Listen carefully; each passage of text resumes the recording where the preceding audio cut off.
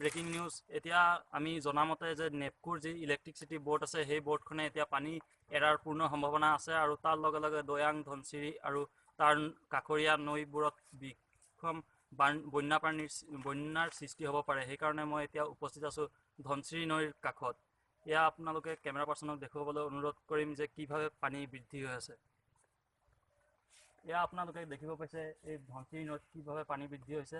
তাৰ লগে লগে গৰাখহনীয়াৰ সৃষ্টি হৈছে। ইয়াত পানী মাটিবোৰ খহাই লৈ গৈছে। মই এতিয়া উপস্থিত আছোঁ ঠিক কাৰ্বি আংলং ডিষ্ট্ৰিক্টৰ হলৌখোৱা নামৰ এক জেগাত, য'ত নেকি বানপানীয়ে এক বিশাল মাটি কঢ়িয়াই লৈ গৈছে ইয়াৰ পৰা।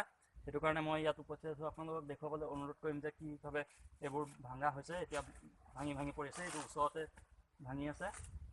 ইয়াত ওচৰত থকা ঘৰবোৰো কিছুদিন পূৰ্বে অহা বানপানীয়ে উটুৱাই লৈ গৈছে। মই কেমেৰা পাৰ্চনক দেখুৱাবলৈ অনুৰোধ কৰিম যে এইফালে কেনেকৈ ঘৰবোৰ উটুৱাই লৈ গ'ল।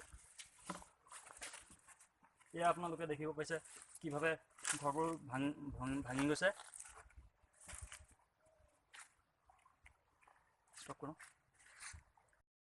উপস্থিত আছোঁ দেওপানী সমষ্টিৰ কাৰ্বি আংলং ডিষ্ট্ৰিক্টৰ 1 নং হলৌখোৱা নামৰ গাঁৱত আৰু ধনচিৰি নৈৰ কাষত।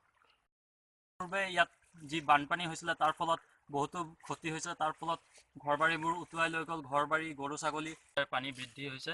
আপোনালোকক দেখুৱাবলৈ অনুৰোধ কৰিম যে ৰাতিপুৱাৰ পৰা দ্বিখম গতিত পানী বৃদ্ধি পাই আছে, যাৰ ফলত আৰু 2 ফুট মানে বাকী আছে নদীৰ পানী ওপৰত উঠিবলৈ। আৰু যদি এইটো সময়ত যদি আমাৰ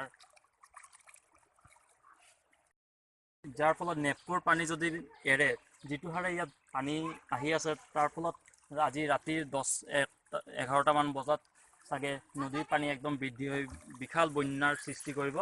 সেইকাৰণে মই জনাওঁ যে প্ৰশাসনক আৰু তাৰ লগে লগে ধনচিৰি নৈৰ যিসকল ওচৰ পাজৰৰ বাসিন্দা আছে তেওঁলোকে যাতে সতৰ্ক থাকে আৰু যাতে বানপানীৰ পৰা কেনেকৈ বাচিব পাৰি তাক যাতে ভালকৈ বিবেচনা কৰি ওখ ঠাইলৈ যাব পাৰে, তাকে কৈ পেলাই আজি ইয়াৰ পৰা মই বিদায় লৈছোঁ।